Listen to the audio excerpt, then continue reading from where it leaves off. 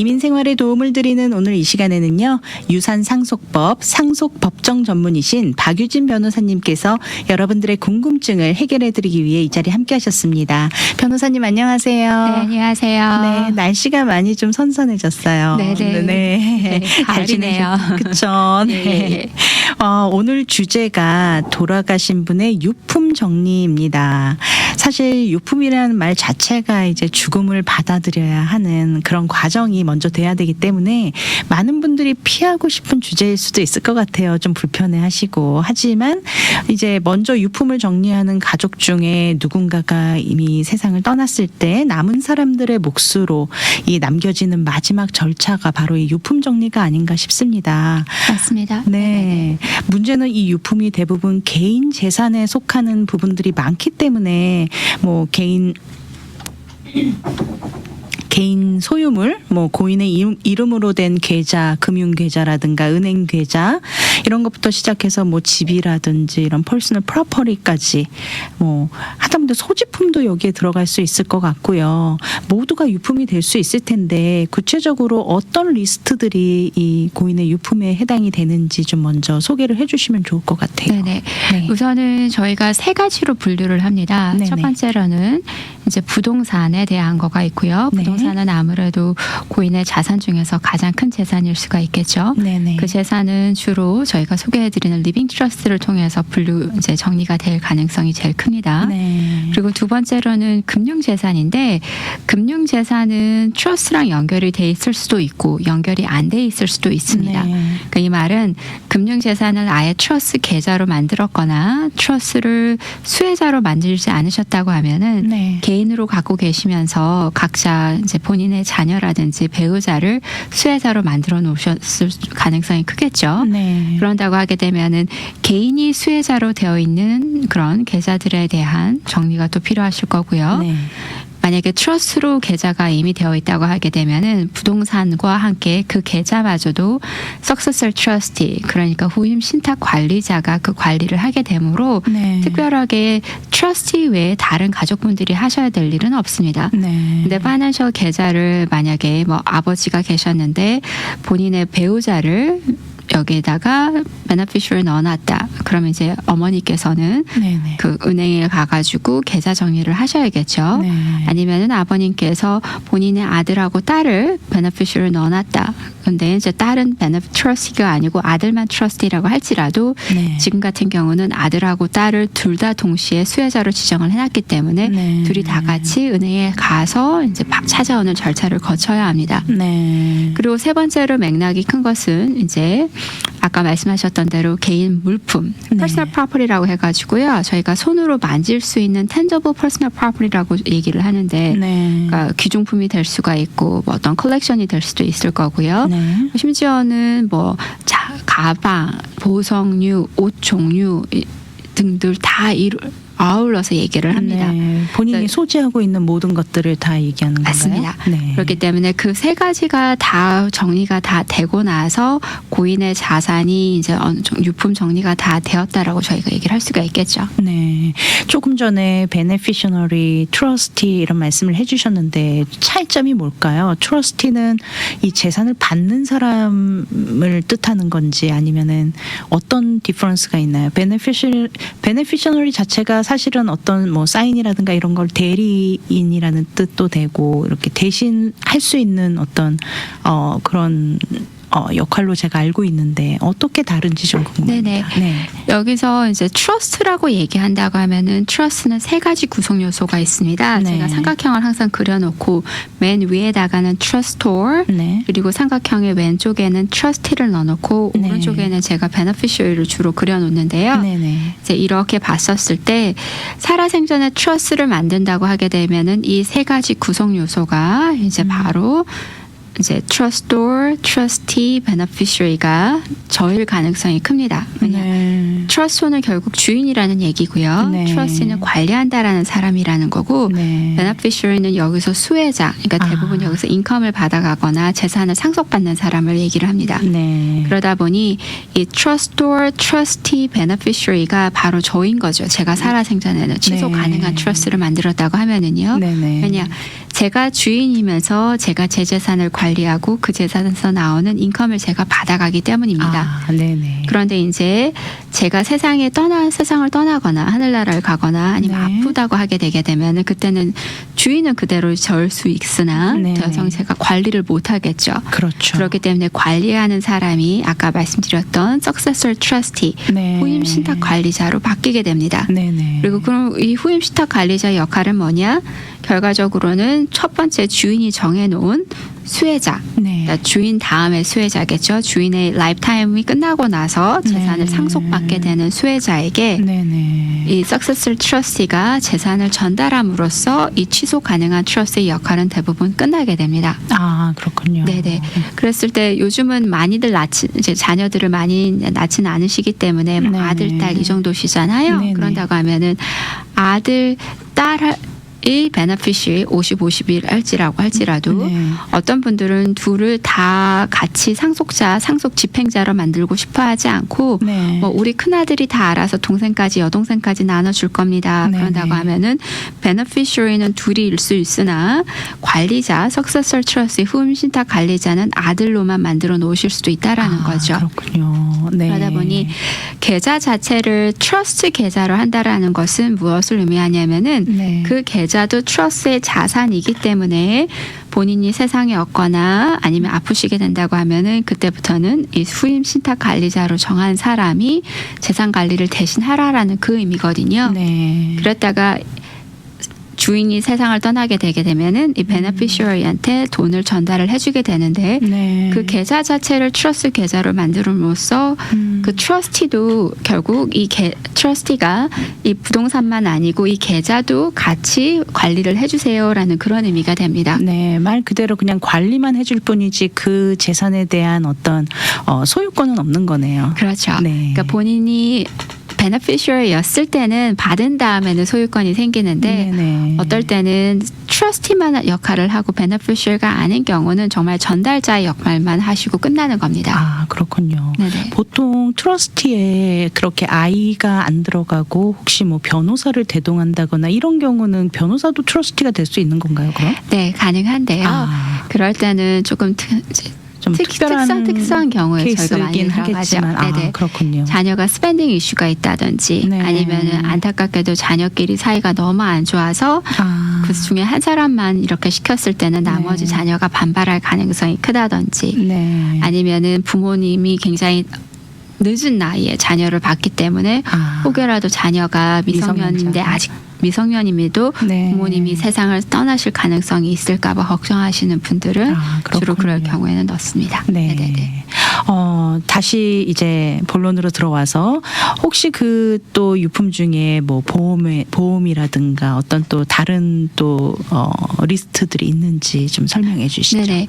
거기다가 저희가 유품 정리를 한다고 했었을 때 많은 분들이 에셋만 생각하시거든요. 네네. 근데 일종의 라이빌리티도 같이 저희가 유품으로서 정리를 해야 된다라고 말씀을 드립니다. 아, 그렇군요. 그러니까 생명보험이라고 한다고 하면 에셋이 되겠죠. 네네. 그죠? 그러고 나서 어떻게 보면은 살아생전에는 보험을 가지신다라는 것 자체는 거의 라이빌리티 개념에 가깝습니다. 네. 그런데 이제 그 보험의 기간이 예를 들어서 운전보험을 갖고 계셨는데 운전보험이 다 끝나기 전에 중간에 돌아가셨다 하게 되게 되면은 네. 어떨 때는 그 계약된 일부를 네네. 계약금 중에 일부를 돌려받기도 하거든요. 아, 그렇기 때문에 인슈런스 이제 정리를 하셔야 되는 상황이 생기고요. 네. 그리고 또 하나 크레딧 카드는 이제 많은 분들이 그냥 저절로 없어지는 줄 아는데 크레딧 네. 카드 또한 전화를 하셔서 정리를 하셔야 됩니다. 네. 그렇게 해야지 혹여라도 요즘은 아이디 때부터 해서 신분 네. 도용도 너무 많으시잖아요. 아. 그렇기 때문에 고인의 돌아가시고 나서 잠깐 동안 신분 도용을 당하는 경우도 있기 때문에 네. 굉장히 조심해야 됩니다. 아. 그래서 크레딧 카드도 저절로 없어지기를 기다리시기보다는 네, 전화를 네. 꼭 하시길 바라고요. 네. 그리고 많은 분들이 저한테 크레딧 카드 빚은 저희 만약에 아내가 사라지면은 저희 남편이 세상을 떠나면은 저절로 사라지는 거 아니냐고 그러는데 네. 그렇지는 않습니다. 남은 가족들이 그걸 다 갚아야 되는 그렇죠. 의무가 생기는 거네요. 네네네. 그러면은 신분 도용을 당하게 돼가지고 뭐 누가 크레딧 카드를 도용해서 썼다 이래서 막 금액이 산더미 같이 불어나면은 그것을 갚아야 되는 또 그 의무는 가족들이 고스란히 받을 수도 있는 건가요? 그렇기 때문에 그 신분 도용을 당했다라는 것을 입증을 하셔야겠죠.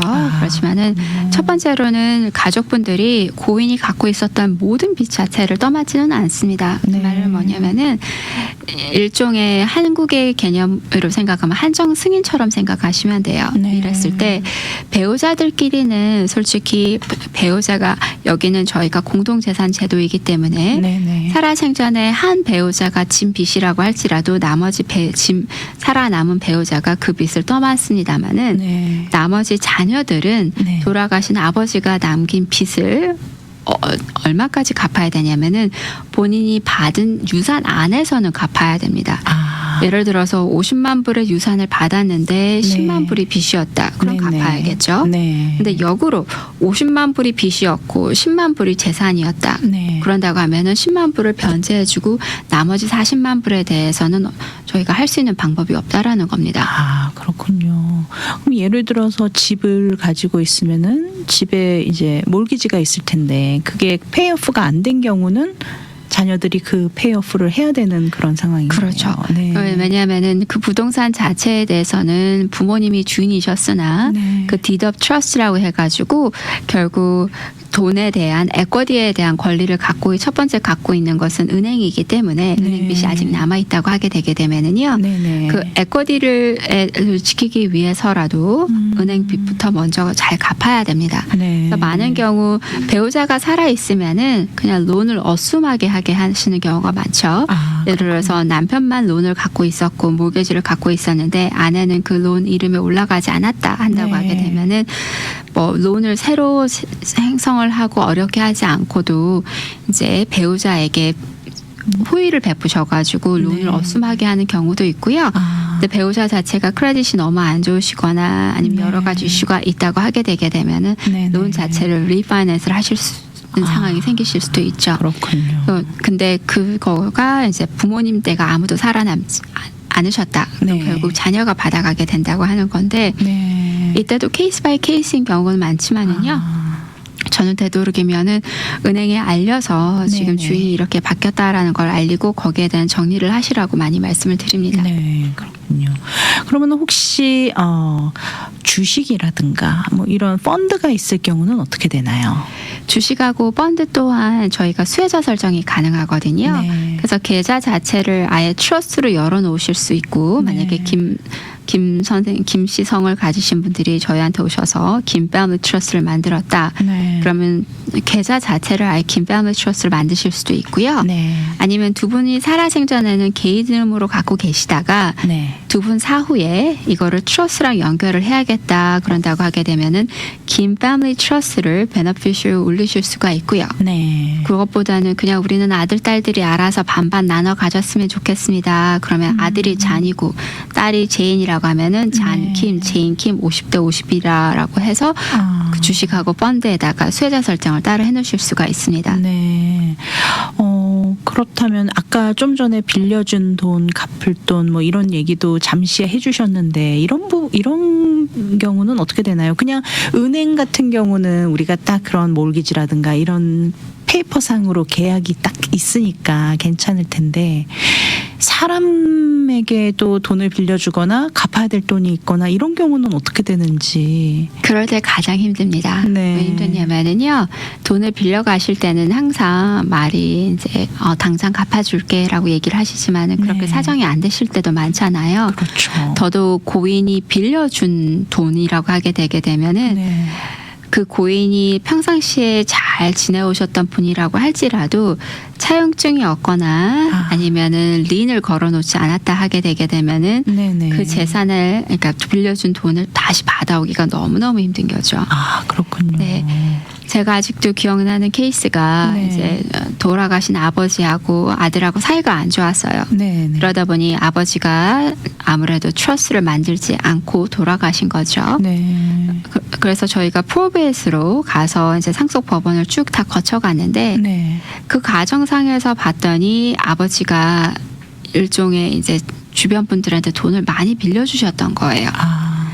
근데 서류가 너무너무 허술하게 해놓으셨던 거죠. 네. 예를 들어서 김 집사에게 5만 불 빌려줌 이렇게만 적어 놓으시니까 네. 언제 빌려줬는지도 알 수 없고 변제가 됐는지도 알 수 없고 언제까지 갚기로 했는지 알 수 없고 네. 이자가 얼마인지 알 수 없고 정말 네. 그 5만 불이 정말 그 김 집사님에게 갔는지가 알 수 없고 김 집사님의 도대체 누구신지 알 수가 없고 이 많은 김씨 중에 김 집사 정말 어떻게 찾죠? 정말 그렇게 적어 놓으신 거예요. 네. 근데 아드님이 한국말을 잘 모르시니까 여기서 뭐라도 단서라도 얻을 수 있을지 않을까 해가지고 저희한테 가지고 오셨는데 네. 심증은 가나 물증이 없는 케이스들이 너무 많았던 거죠. 너무 안타깝네요. 네, 그래서 그 돈은 저희가 하나도 받지를 못했습니다. 아, 근데 그나마 받은 돈이 뭐였냐면은요. 그 아버님께서 정확하게 차용증도 적어 놓으시고 네. 신분증 카피도 해 놓으시고 그리고 돈을 빌려간 분의 집에 등기를 해서 디드 오브 네. 트러스트라고 해가지고 린을 걸어 놓으신 게 있으셨던 거예요. 아, 그렇군요. 근데 그 린도 빌려 가신 분이 집을 팔아야 해서 그나마 받았습니다. 아, 그렇게 또 알게 됐. 네, 네. 근데 그분이 린을 걸었다라는 거를 저희한테 알려줄 수밖에 없는 상황이었던 거죠. 그렇죠. 왜냐면 이걸 풀어야지만 집을 판매를 하실 수가 네네. 있는 거니까. 근데 그분이 집을 판매를 안 하고 계속 갖고 계셨다고 하게 되게 되면은 몰랐을 저희는 수도 몰랐을 있겠네요. 수도 있겠죠. 네, 네네. 그렇군요. 세금 문제는 어떻게 되나요? 세금은 내야 되나요? 네. 저희가 세금이 이제 상속세하고 그리고 양도소득세 그리고 소득에 대한 그냥 일반적인 소득세 네. 그리고 저희가 부동산을 갖고 계신 분들은 이제 재산세까지 저희가 다 계산을 해야 되는 상황인데요. 네. 상황에 따라서 이제 많이 다르겠지만은 요즘은 상속세 면세액이 높기 때문에 네네. 웬만해서는 상속세는 내지를 않고 중산층들은 다 이제 네네. 재산을 자녀분들에게 상속세 없이 물려주게 됩니다. 네. 근데 이랬을 때 상속으로 자녀들이 재산을 잘 전달받게 되게 되면은 그때 시가로 상속받았다라고 하기 때문에 자녀가 100만 불에 만약에 부모님이 20만 불에 구매를 하고 떠나셨을 때는 100만 불이었어요. 네. 근데 부모님이 살아생전에는 20만 불하고 100만 불에 대한 이 80만 불에 대한 세금을 내셔야 되잖아요. 네네. 그런데 부모님이 세상을 떠나면서 이 100만 불짜리 부동산을 넘겨줬다. 그러면 자녀 입장에서는 100만 불에 받았기 때문에 네. 자녀가 나중에 100만 불짜리를 100만 불에 딱 판다. 네. 이러면 세금 낼 게 아무것도 없는 거죠. 네. 그러니까 부모님 살아생전에 이제 늘어났던 밸류, 이 에쿼디에 대한 양도소득에 대한 것을 캐피탈 게인에 네네. 대한 것을 세금을 하나도 내질 않아도 됩니다. 운이 좋으시면은요. 그렇군요. 근데 자녀가 받은 시점으로부터 한참 있다가 네. 또 자산이 많이 올라가고 나서 또 판매를 하신다 하게 되면은 세금을 내겠지만은요. 네네. 그게 아니라고 하게 되면은 거의 세금 내실 게 없다라는 거죠. 그래서 이제 상속세하고 양도소득세는 그렇게 해결을 하고요. 네네. 세 번째가 되는 이제 소득. 그러니까 예를 들어서 부모님이 부동산이라든지 잘 남겨주셔가지고 네. 그거를 팔지 않고 잘 갖고 있다가 자녀가 받은 다음에부터 계속 소득이 생긴다 하게 되게 되면 그때부터는 본인은 소득으로 수입으로 봐서 소득을 내야 됩니다. 소득세를. 네. 그다음에 어떤 분들은 부모님한테 받았을 때 상속 네. 받았을 때 그게 자녀의 소득이 아닌가요 하시는데 그건 아니라는 거죠. 네. 그러니까 상속 받았을 때 선물은 정말 말 그대로 상속세만 따라오는 선물인데 네네. 지금은 면세까지 높기 때문에 웬만해서는 그 선물에 세금이 붙지를 않습니다. 아, 그렇군요. 다만 이제 그 선물 자체가 제 거가 되고 나서는 네. 그 제 거가 다음 된 날짜로부터 1년 이제 만약에 그 이후에 발생된. 그렇죠. 캘린더 이어 이후로부터는 제 소득으로 발생이 되는 겁니다. 네, 그렇군요. 이 세금 보고를 하다 보면은 거기에 딸려 나오는 뭐 여러 가지 또 자료들이 있을 텐데 예를 들어서 뭐 소셜 연금이라든지 의료보험이라든지 이런 부분들은 또 어떻게 관리를 해야 될까요? 네. 그래서 소셜 연금에 대해서도 굉장히 헛갈려하시는 분들이 많은데 네. 그러니까 돌아가신 분의 소셜 연금을 살아있는 배우자가 계속 받을 수 있다라고 생각하시는 분들도 많으시고요. 네. 근데 안타깝게도 그렇지는 않습니다. 아. 만약에 남편분이 3,000불을 받았고 아내가 1,000불을 받는다 하게 된다면은 네. 그 둘 중에 하나 고르실 수 있는 옵션은 생긴다라고 제가 알고 있습니다. 아. 근데 남편이 살아생전처럼 아내가 만약에 남편을 먼저 떠나보냈다고 하게 되면은 네. 남편 거하고 본인 거 중에 둘 중에 더 큰 거를 고르실 수 있는 걸로는 알고 있는데 아, 그래요. 남편 거하고 본인 거를 다 같이 남편이 살아 있었을 때처럼 네. 이제 받으실 수는 없고요. 아. 그러니까 소셜연금은 이제 그렇게 해서 정리가 되기 때문에 그래도 최소한 둘 중에 하나 선택할 수 있는 기회는 주시네요. 그렇죠, 네. 그렇죠. 네네. 그리고 나서 나머지에 대한 거는 대부분 자동적으로 연결이 돼서 하게 되는 건데 네. 그러니까 이것 또한 어차피 소셜 서비스에서는 저희가 돌아가셨다라는 것을 어떻게 보면 제일 먼저 알 수 있는 거죠. 네. 왜냐하면은 저희가 코로너스 오피스라든지 아니면은 장례식장을 통해서 들어가기 때문에 네. 돌아가신 날짜로부터는 이제 소셜연금이 나가지 말아야 되는데 네. 어떨 때는 이거가 조금 늦어져가지고 돌아가시고도 소셜연금이 나올 때가 있거든요. 네네. 그럼 그거는 반환을 해야 합니다. 아, 그렇군요. 네네. 네, 이런 리스트들이 이렇게 있는데 문제는 이제 이 남아 계신 분들이 이 리스트들을 어떻게 정리하느냐가 또 관건일 것 같습니다. 뭐 리빙 트러스트 유언장 이야기도 좀 해주시고 좀 팁을 좀 주셨으면 좋을 것 같아요. 네네. 네. 리빙 트러스를 가지고 계신 분들은 대부분 저희가 고객분들한테 말씀드리기를 돌아가신 분의 네. 사망 통지서가 나온 다음에 그리고 나서 돌아가시자마자 변호사랑 약속을 잡아야겠죠. 네. 근데 실제적인 약속은 언제 하셔야 되냐면은 그러니까 사망 통지서가 나오고 나서 그 사망 통지서를 전달하기 위해서 변호사랑 만나야 합니다. 네. 그런 다음에 변호사가 이제 거기 있는 석세슬 트러스트 후임 신탁 관리자에게 네. 트러스트 어드민스트레이션에 대한 자료를 넘겨주고 네. 그 트러스트 어드민스트레이션을 시작하는데요.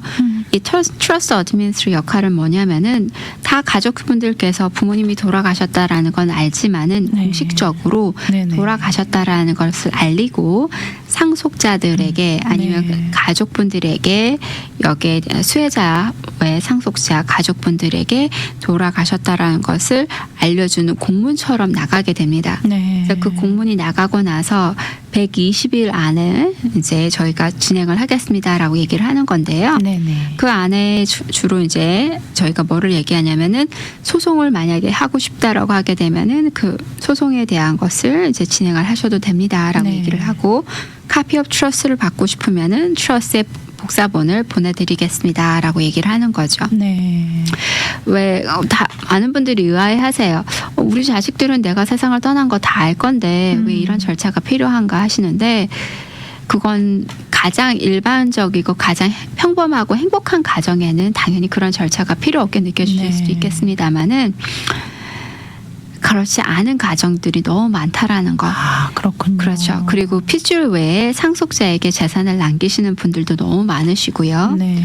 또 하나 트러스의 종류에 따라서 부모님 중에 한 분이 살아남으신 분이 네. 모든 재산에 대한 상속자의 내용을 싹 다 바꾸실 수도 있거든요. 아, 그러다 보니 엄마 아빠가 서로 있었을 때 그러니까 그때는 우리 자식들에게 준다라고 했다가 네. 아버지가 더 오래 사셨는데 아버지가 재혼하시고 나서 이 아버지가 이 모든 재산을 새로운 배우자에게만 다 준다라고 바꾸실 수도 있단 말이에요. 네네. 그러다 보니 자녀 입장에서는 처음에는 우리에게 무엇을 주기로 되어 있었는데 나중에는 우리가 무엇을 못 받게 되었는 거에 대한 네. 것을 알고 싶어 할 수도 있잖아요. 네네. 그리고 자녀 외에도 상속자를 정할 수가 있기 때문에 자녀분들은 우리 외에 누군가가 무엇을 어떻게 받아갔는가를 알게 되는 그러니까 알아야 되는 권리를 충족해 준다라는 거죠. 네. 그 의미가 바로 트러스트 어드미니스트레이션의 역할입니다. 네, 실질적인 그 재산의 소유자가 이제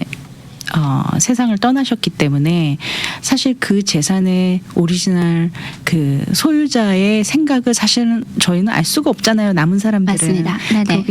그렇지만 또 남은 사람들의 또 후에는 또 가족 관계가 새로운 가족 관계가 형성이 될 수도 있기 때문에 그렇죠. 반드시 변호사님을 동행해서 또 이런 관계가 제대로 이런 모든 절차들이 정리가 되면은 사실 제일 그것이 깔끔하게 해결이 될 수 있는 좋은 방법일 것 같습니다. 맞습니다. 어떤가요? 이렇게 뭐 유언장이라든가 뭐 리빙 트러스트 이런 서류적인 절차를 생전에 잘 해놓으신 분도 계시지만 또 잘 몰라서 이게 준비가 좀 미리 안 되신 분들도 상당히 많거든요. 이런 분들의 경우는 어떻게 되는 건가요? 제가 최근에 네. 제가 굉장히 좋아했던 안타깝게도 고객분 중에 한 분이 돌아가셔서 장례식을 다녀왔습니다. 네. 그분은 아주 오래전부터 트러스를 만들어 놓으셨고요. 네네. 그 트러스를 통해서 저랑 계속 만나시면서 리뷰도 하시고 그리고 어떻게 하면은 가족분들이 본인 사후에 사이좋게 잘 제 자녀들끼리 잘 살 수 있는가 아니면 남은 배우자가 어떻게 할 것인가를 잘 정리를 하신 분이세요. 네. 그러다 보니 장례식도 굉장히 아름다웠고 가족분들도 굉장히 돌아가신 분을 그리워하는 그런 분위기였어요. 네. 안타까워하셨고.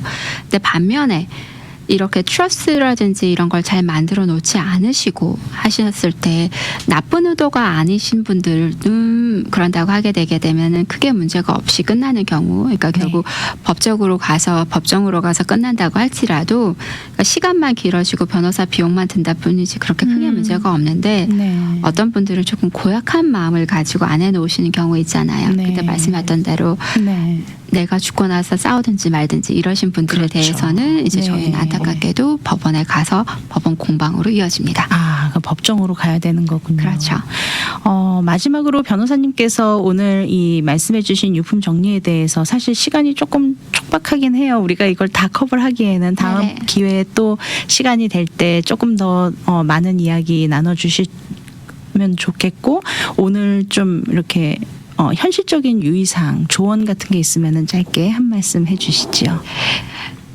현실적으로 꼭 말씀드리고 싶은 거는요. 기록을 잘 해놓으시라고 항상 말씀을 드리고 싶고요. 네. 기록을 잘 해놔야 되고 그리고 약속을 잘 지켜야 합니다. 네. 그러니까 기록을 잘 해놓으셔야지 본인이 무엇을 갖고 있는 건지를 아셔야 되는 거고 네.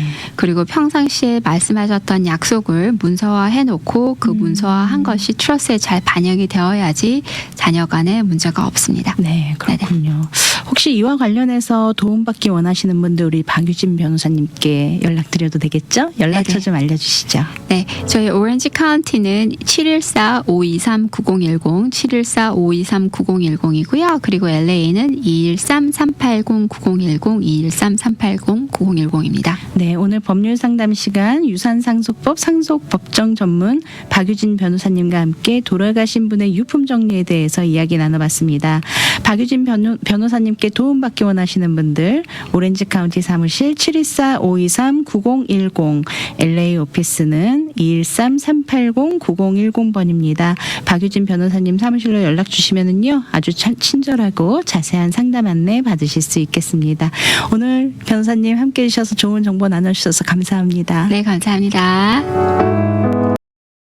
미주 복음 방송은 예수님만 전해요.